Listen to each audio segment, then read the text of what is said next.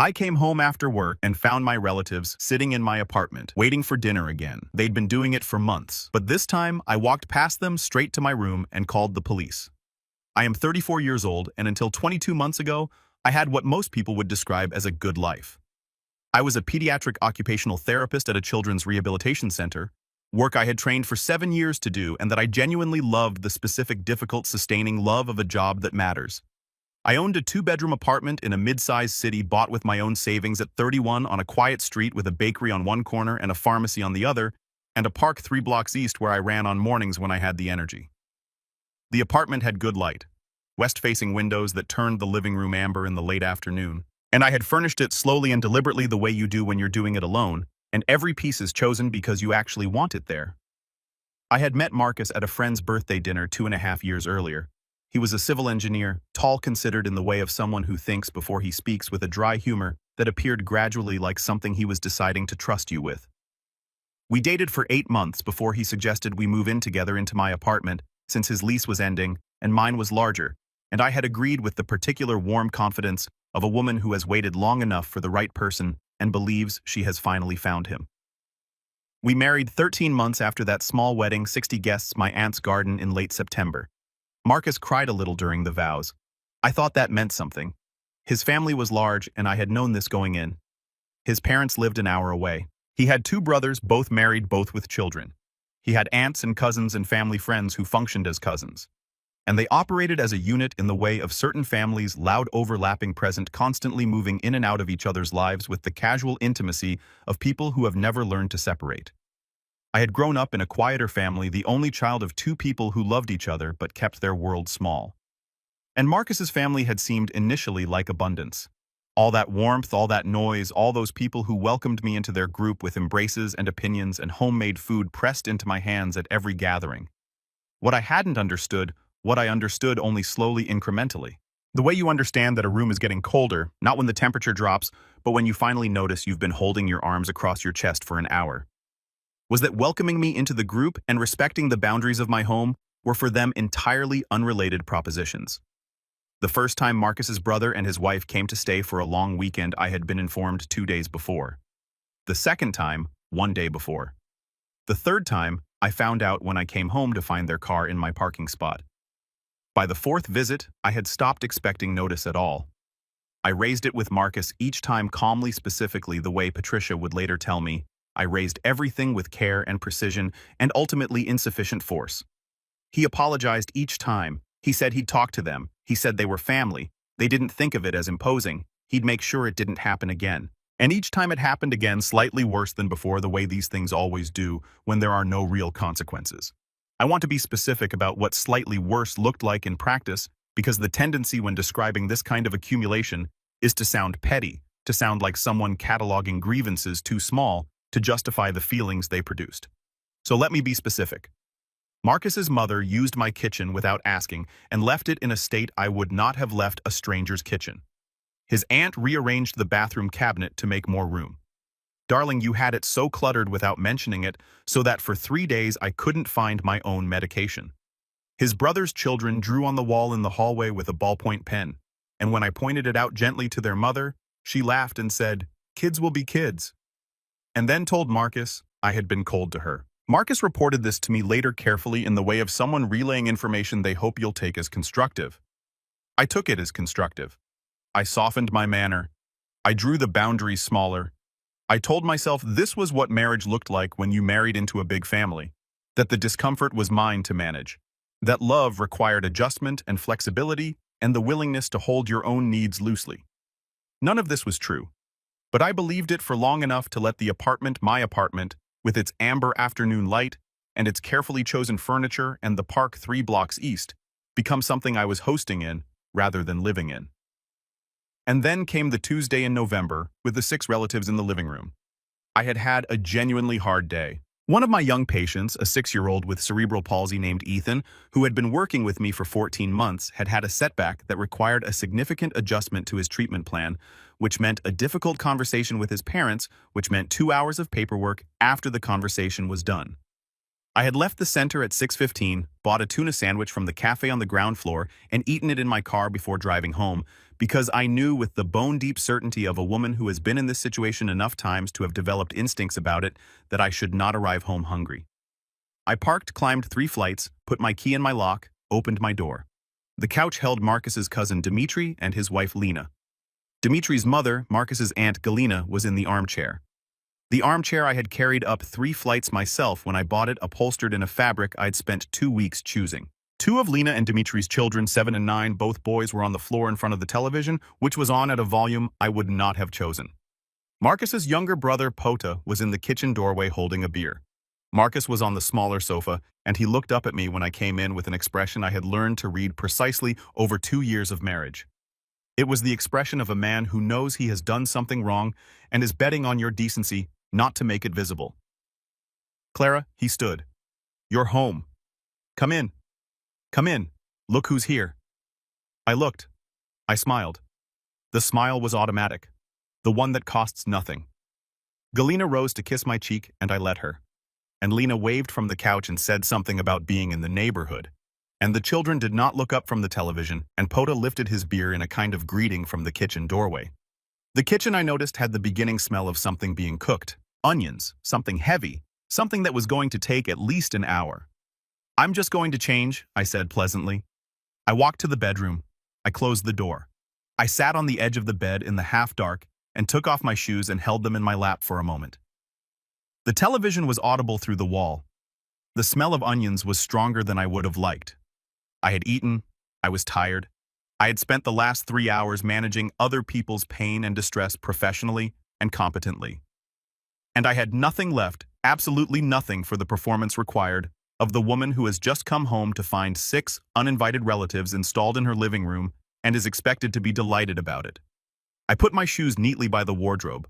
I changed into comfortable clothes. I opened my nightstand drawer and took out the novel I was in the middle of. I got into bed, propped the pillow against the headboard, and began to read. Marcus came in 14 minutes later. I know because I had been watching the clock with a specific detached interest in my own patience. "Hey," he said. He'd closed the door behind him. "You okay?" "Fine," I said. I turned a page. "Are you coming out?" I looked up from the book. "No," I said. "Clara Ara Marcus." I set the book down, keeping my thumb in the page. "When did you know they were coming?" A pause. "This afternoon." "This afternoon," I said. "So you had several hours during which you could have called me." "I know. I should have. And instead you let me come home to find 6 people in our living room at 6:30 in the evening after a 10-hour shift." I picked the book back up. "I've eaten. I'm going to read. You're welcome to join me. There are guests." "There are your guests," I said. "I didn't invite them." He stood in the doorway for a moment. I could feel him there, hovering in that particular way of a man who wants to argue but can't find the argument. And then he went back out and closed the door. And I listened to the muffled sounds of the living room settle back into themselves. And I read my book. I want to be clear. This was not the fight. This was not the moment when everything broke open. This was just a woman very tired reading a book in her own bedroom. The fight was still coming. What that evening was a line, the first line I had drawn without immediately walking back across it, and I felt turning pages in the amber lamplight, while onions fried in my kitchen without my permission, something shifting in me that I didn't yet have words for. The relatives left around 10 o'clock. I heard them go. The children rounded up the coats, the goodbyes in the hallway. Marcus's voice low and cheerful, and Galina's. And then the door, then quiet. He came back to the bedroom and I was still reading. He got ready for bed without speaking and lay down beside me. And for a long while neither of us said anything. Then he said, "You were rude." I turned a page. "I was tired," I said. "And I was hungry, and I wasn't told. They're family. So you keep saying." Another silence. "Then what did you want me to do? Tell them not to come?" "Yes," I said. "Or at minimum, call me or ask me, or acknowledge that this is also my home and I get a say in who is in it." I closed the book. "Pick any of those. Pick all of them." What I didn't want was to walk into my living room after the day I had and find a dinner party I didn't know about in progress. "You didn't even try," he said. "You just walked away." "I'd already eaten," I said. He turned the lamp off without responding. I lay in the dark and thought, this isn't about the food. He knows it isn't about the food, and the fact that he's pretending it's about the food is itself a piece of information. I filed it away and went to sleep. The following 2 weeks were surface normal. Marcus was slightly cooler, slightly careful in the way of a man who has decided the situation was your fault, but is smart enough not to say it directly. I was pleasant and present, and I did not apologize, which was new, and I could feel him registering the absence of the apology like a sound he was waiting for that didn't come. His family texted him more than usual. I noticed this, not because I was surveilling his phone, but because he would go quiet for a few minutes and then emerge from the silence with that particular expression, the bet on your decency expression. I had begun to find it tiring. Galina called me directly on the Thursday after the visit. I was at work and let it go to voicemail and listened to the message in my car at lunch. She was worried. She could tell something was wrong. She didn't want any hard feelings. She hoped I understood that she and the family just wanted to be close to Marcus, and by extension to me, that it was how their family showed love. Her voice was warm and slightly wounded in exactly equal measure, and I recognized the combination warmth and wound as a compound instrument played to produce a specific result, and I thought, she's good at this. Then I thought she's had a lot of practice. I texted back, thank you for calling Galina. All fine here, take care, and left it at that. That weekend, Marcus told me his parents were thinking of visiting the following weekend. He told me on Saturday morning over coffee, framing it carefully, I wanted to give you plenty of notice this time. I looked at him over my mug and thought about the phrase this time. Its implication that the only problem before had been logistics, not the fundamental dynamic, not the absence of consultation, not the expectation that my home was available on demand to whoever his family decided to send. Thank you for the notice, I said. Are they staying here? Just the weekend, he said. They don't want to be any trouble. And I thought that phrase, that specific phrase, they don't want to be any trouble, the phrase that is always deployed by people in the process of being tremendous trouble. I said, Marcus, I'd like us to talk about this, actually talk about it. Not just the parents next weekend, the whole pattern. I think we need a real conversation about how we handle family visits. He looked at me with the expression of a man who had been hoping for a different sentence. Okay, he said without warmth. We tried. I want to give that 2 hours its due. We sat at the kitchen table, and I said what I'd been holding for months specifically, and without accusation, in the measured cadences of a woman who had been trained professionally to communicate about hard things. I said that I loved his family, that I valued our connection to them, and that I needed our home to be a place I could count on coming home to, not a venue that might contain anything on any evening. I said that I wasn't asking him to cut anyone off or change who his family was. I was asking for consultation for advance notice for the basic courtesy of being treated as a co-owner of the space we shared. He listened. He nodded in some places. He said he understood. He said he'd do better. He reached across the table and took my hand, and I looked at his hand over mine and tried to determine whether I believed him. I wanted to. That's the honest answer.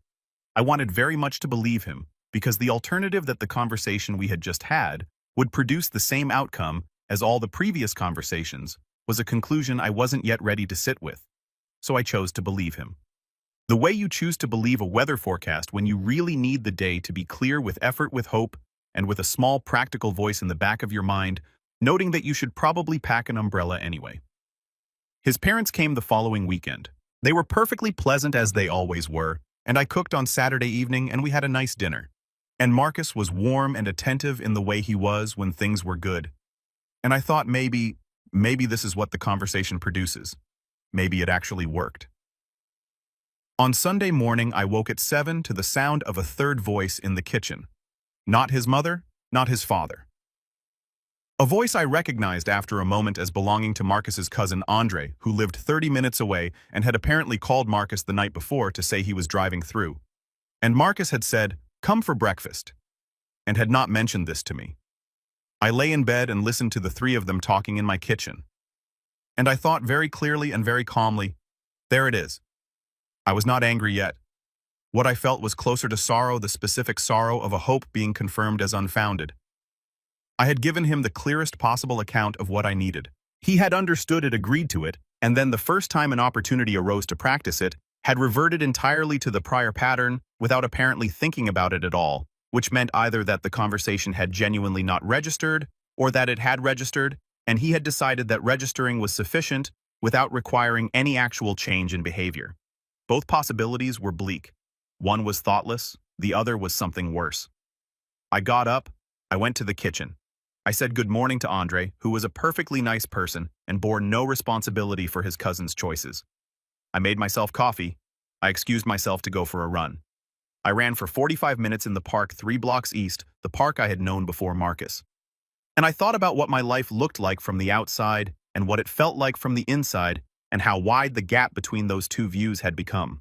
When I got home, Andre was gone, and Marcus was washing dishes, and he turned around and looked at me with the expression that had replaced the bet on your decency expression, something slightly more apprehensive. The look of a man who is beginning to understand that the account he has been drawing on may be close to empty. I forgot to mention Andre was coming, he said. I know, I said. It was just breakfast. Marcus, I said. I was still in my running clothes. Hair pulled back, probably still slightly flushed from the cold. I'm going to shower. When I come out, I'd like to talk not about Andre specifically about what happens now. He said, What do you mean what happens now? I said, I think we have a problem that's bigger than logistics, and I think we need to decide together whether we're going to solve it, actually solve it, not discuss it, and then return to default. I went to shower, and while the hot water ran over me, I thought about the list of options in front of me, and I thought about which one I could live with. And I thought about the word that had been forming in my mind for 3 months, gathering mass, the word I had been circling without letting myself land on it. The word was enough. The shower conversation, the one I'd promised, and he'd been dreading, happened at the kitchen table again. Same chairs, same mugs, same window looking out at the street below. But something about the quality of the light was different that Sunday, harder, maybe less forgiving, or perhaps I was just different, and light is neutral, and I had been projecting warmth onto it all along. I told Marcus I needed him to understand something that I had perhaps not communicated with sufficient directness before, and that the reason I hadn't was that I had been operating under the assumption that softening the edges of a true thing made it easier for someone to accept. What I had learned was that softening the edges just made it easier to ignore, so I was going to say it directly. Your family treats our home like a hotel, I said, not maliciously. I don't think they mean harm, but the effect is the same regardless of intent. I come home not knowing who will be there. I don't get consulted about guests. When I express discomfort, I'm described as cold or unwelcoming. And when we discuss it, you agree with me and nothing changes. I held my coffee mug in both hands.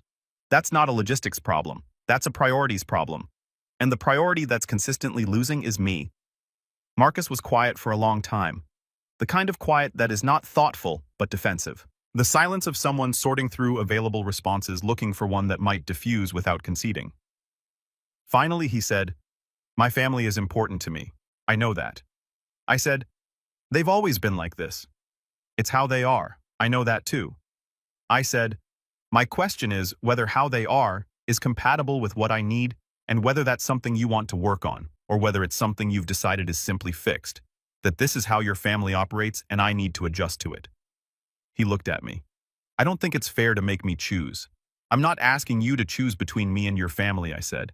I'm asking you to choose between 2 versions of our marriage, one where I'm a full partner whose needs have equal weight, and one where I'm managing around your family's access to our space indefinitely and pretending it's fine. I set my mug down. Those are the 2 options. I'd like to know which one you're choosing. The silence that followed was longer than the first one. Outside, a bus went past. Someone's dog barked twice and stopped. Marcus looked at the table and I looked at Marcus, and I felt with a clarity that was almost peaceful that I was about to find out something I had not known for certain until this moment. He said, I don't think you're being reasonable. There it was. Not I hear you and I want to do better.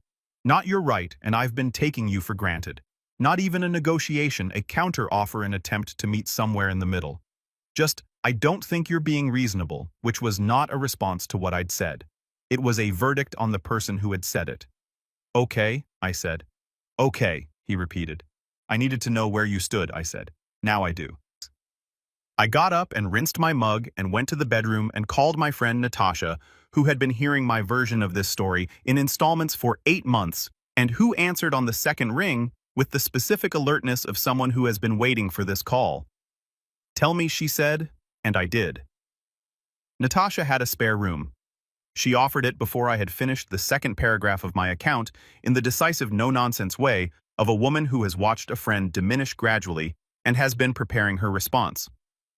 I told her I wasn't ready to move, that I needed a few days to think, that I wasn't going to make decisions in the hot wash of the Sunday morning conversation. She said, Fine, but the offer stands and it doesn't expire. What I did instead of moving immediately was something I had learned in 3 years of working with children and families who were navigating crisis. I documented not aggressively, not with hostility, just carefully. I wrote down the dates and details of the last 6 months of uninvited visits. I noted the conversation Marcus and I had had about the pattern and the Andre breakfast the following morning. I wrote down what Marcus had said to me that Sunday. "I don't think you're being reasonable." I kept the notebook in my bag. I also called my father that evening. My father, unlike Marcus's family, called before he visited, usually 2 weeks in advance, always framing it as a question rather than an announcement. He was a retired accountant with a quiet manner and a talent for identifying the structural problem beneath the surface problem. When I told him what was happening, the full version, not the softened one, he listened without interrupting and then said, "The apartment is yours." Not a question, a confirmation. "Yes," I said. "You bought it before the marriage." "Yes, and the mortgage is in your name." "Yes, we've been splitting costs since he moved in, but the deed and the mortgage are mine." "Good," he said quietly, practically the word landing like something being set firmly on a table. "Keep that in mind." I did. The week that followed had the strange, over-vivid quality of days you know are going to matter. Marcus and I moved around each other with the careful politeness of two people who have said real things and are waiting to see what the real things produce. He did not bring up Sunday's conversation. He did not apologize. He was not unkind, just absent in the way of a man who has retreated into his routines as a form of defense. Doing the dishes, watching his shows, going to work, keeping to the shallow register of daily life, where nothing important could be said or decided. I went to work and saw my patients and came home and made dinner and ate it and cleaned up and thought every evening sitting at the kitchen table with the amber light coming through the west-facing windows, how long can I do this? Not as a dramatic question, genuinely practically. How long can I maintain this version of my life before it costs me something I can't get back? On Thursday, Galina called again. This time I answered. "Clara," she said, warm and immediately purposeful. "I've been thinking about you. Are you and Marcus all right?" "We're navigating some things," I said, which was true and revealed nothing. "I spoke to him," she said, and something in my chest went tight. "He's very hurt, you know. He feels like you've been pulling away from the family, like you don't want us around." I held the phone and breathed. "Galina," I said, "what did Marcus tell you?" "Just that things have been difficult lately. That you've been unhappy about family visits. Did he tell you that he and I had a conversation last Sunday about what I need from our marriage?" A slight pause. "He mentioned there had been some tension. Did he tell you what I said during that conversation?" Another pause. "He said you felt the family visited too much." I said I told her very calmly that I needed to be consulted before guests came to our home. I said I needed to be treated as a partner in this marriage. Those are the things I said. I paused. The fact that Marcus summarized that as me not wanting the family around is itself informative. Galina was quiet for a moment. Then, in a slightly different tone, still warm, but with something underneath it that was harder, a note of authority that her warmth had been covering the way a tablecloth covers an unfinished table. "Clara, you married into a family. That means adjustments." "Yes," I said, "it means adjustments from everyone, including me, which I have been making, and including Marcus, which he has not. He loves you very much. I believe that." I said love and accountability aren't mutually exclusive. She said, "You know it would mean a great deal to all of us if you came to the family dinner on Saturday. It might help smooth things over." I noticed the word smooth. The way it implied that the surface was what needed work, not the structure beneath it. "I'll think about it," I said. "Thank you for calling, Galina." I hung up and sat for a moment in the quiet office, the afternoon light fading outside the window, and thought. Marcus called his aunt before he talked to me again. He went to his family with our conflict before he came to me with an apology, which meant that whatever sorting he was doing in his private internal life, he was sorting it in their direction, not mine. He was triangulating, bringing his family into our marriage to manage a conflict that existed in our marriage. Because managing it with his family present was something he knew how to do, and managing it alone with me was something he apparently did not. I drove home that night and did not stop for a sandwich. I was not hungry. I sat in the parking lot outside our building for 15 minutes instead, looking at the lit windows on the third floor. Our windows amber and warm, and I thought about the life on the other side of those windows and whether it was still the life I had planned to live. Inside, Marcus was making dinner. He'd made pasta my preferred kind, and there was a glass of white wine on the table at my place, and he looked up when I came in with an expression that was a tempting warmth but running slightly thin at the edges like paint applied over a surface it wasn't quite sticking to. "Galena called me," he said. "She said, you talked." "We did," I said. I put my bag down and hung up my coat. "She thought the Saturday dinner might be a good idea, a chance to Marcus," I said. I sat down at the table. "Did you tell your aunt about our conversation before you spoke to me again about it?" He was quiet. "Because I want to understand the sequence," I said. "We have a conversation Sunday morning where I tell you what I need. You say I'm being unreasonable. Monday through Thursday you speak to your aunt about it. She calls me Thursday to suggest I come to a family dinner to smooth things over." I looked at him steadily. "At what point in that sequence did you plan to come back to me?" His jaw tightened. "I was thinking about it." "You were managing it," I said, "with your family, which is what you always do. You don't bring it to me, you bring it to them. And then they come to me with a solution that happens to involve me being more available to them." I picked up the wine glass and held it. "That's not a marriage, Marcus. That's a system I happen to be living inside of." He sat down for a moment. He just looked at me, and what I saw in his face was not the bet on your decency expression and not the apprehensive one. What I saw was something raw, and, I want to be fair, I think it was genuine. I think he looked at me in that moment and saw, perhaps for the first time clearly, the gap between what he'd been offering and what I'd needed and the length of time that gap had been open. And for a moment, just a moment, I thought he might say the thing that could have changed the direction we were moving. He said, "I don't know how to make you happy." I put the wine glass down. "I know," I said. And that was the saddest thing I said in the whole conversation, because it was true, and because it was not an accusation but a diagnosis, and because I understood in that moment that not knowing how to make me happy and not being willing to try were for Marcus functionally the same thing. I ate the pasta. It was good. I told him so. We watched something on television, and I went to bed, and he came to bed later, and we lay in the dark like two people who have run out of sentences, which is its own kind of answer. The family dinner was Saturday. I did not go. I told Marcus Friday evening that I was going to pass on it, that I had some things I needed to take care of, and I hoped he had a good time. He looked at me for a long moment and then nodded, once the nod of a man who has lost the argument but isn't ready to say so, and went without me. I heard him leave at 6:15, and I sat in the quiet apartment and felt the specific piece of a space that was for a few hours only mine. I called Natasha. I called my father. I made tea and sat in the armchair, the one I'd carried up 3 flights, and looked at the amber light which had no loyalty to anyone and was simply itself. And I let myself think the thought I had been circling for weeks. I wanted him to leave, not out of hatred, not out of desire for revenge or the satisfaction of punishment. I wanted him to leave because I was 34 years old and I had built a good life that I was good at living. And somewhere in the course of a marriage that had seemed like abundance and had turned out to be a slow dispossession, I had lost the particular quality of ease I'd had in this apartment before he moved in, and I wanted it back. I wanted to come home to a space that was mine and know that it would be mine when I arrived. I wanted to make a cup of tea without doing math about who else might be here. I wanted the dish cabinet and the bathroom and the armchair and the west-facing windows in the late afternoon to be simple again, to be just what they were, and not a negotiation. I wanted my life back. And sitting in the quiet apartment on a Saturday evening while my husband ate dinner with the family that had eaten mine, I understood that wanting it was not enough. I would have to do something about it. I spoke to a lawyer on Monday. My father had a name. He always has a name, my father, because he has spent his life in the quiet, thorough way of cautious people collecting information in case it becomes useful. And I called from my car at lunch and explained the situation and was given an appointment for Wednesday. Her name was Vera Soalova, and she had the precise, unsentimental manner of someone who deals in facts rather than feelings and respects you enough not to pretend the facts are comfortable. I brought the documents I'd assembled, the deed in my name, the mortgage papers, the spreadsheet of shared household expenses I had been keeping for the past 2 years without entirely knowing why. She went through them efficiently and then looked up and said, "You've been thorough." I said, "I've been careful." She nodded as though those were the same thing and explained my position.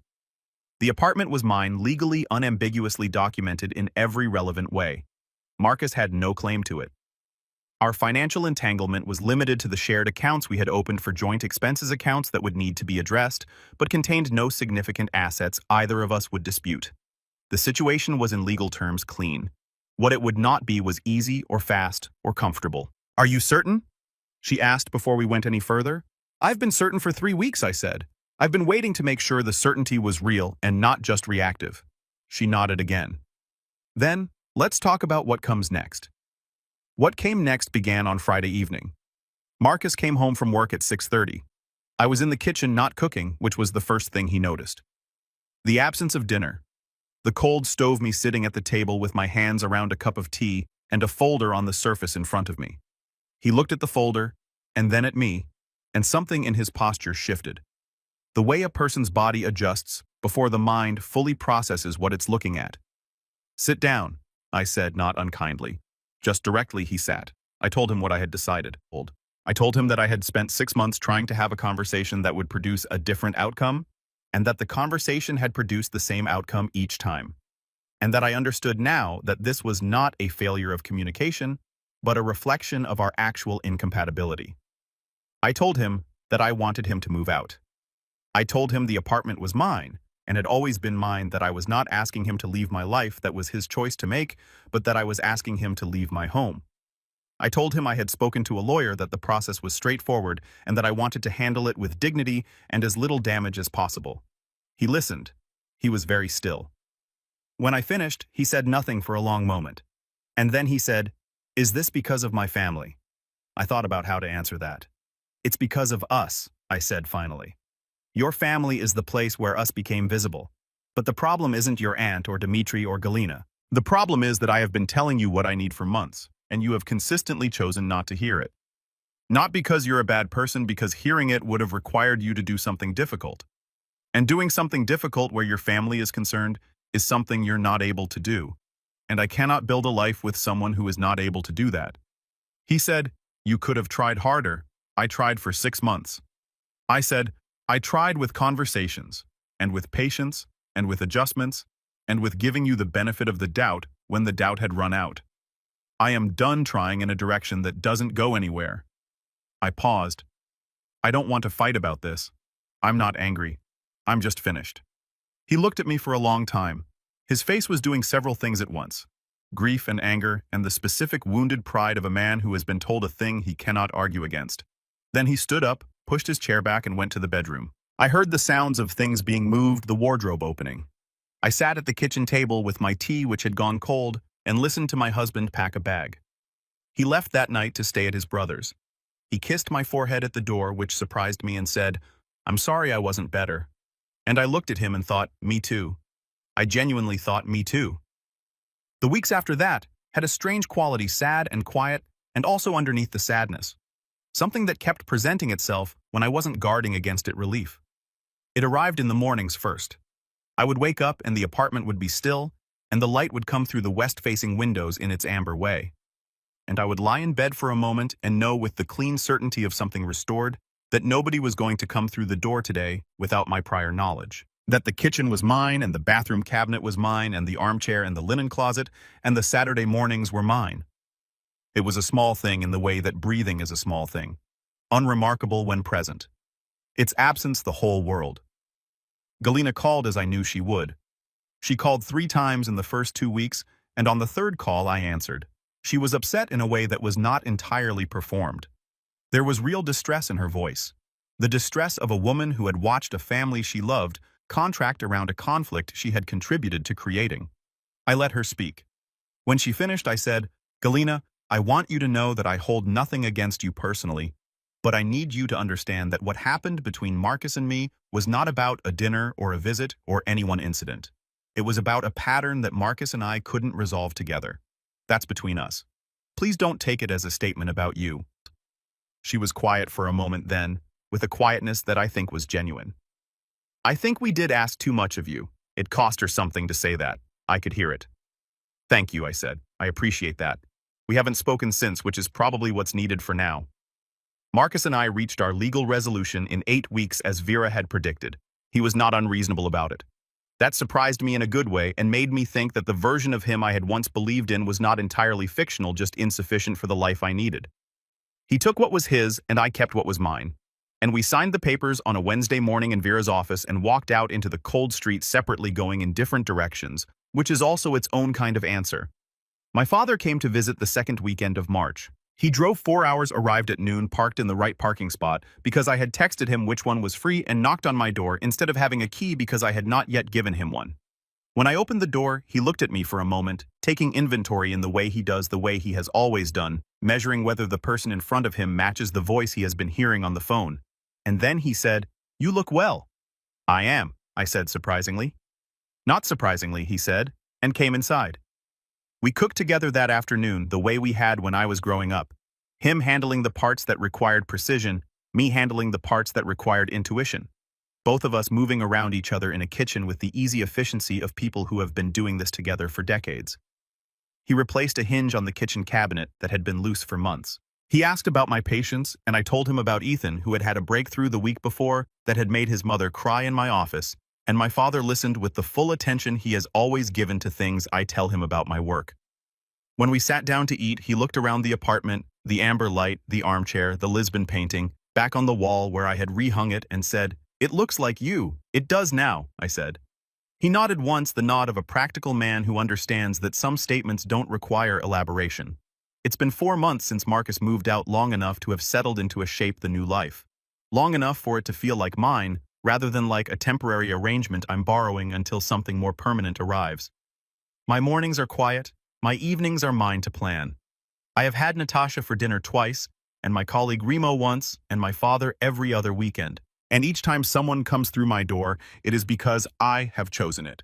Because I have said yes, because the invitation was mine to give. I am not without sadness. I want to be honest about that.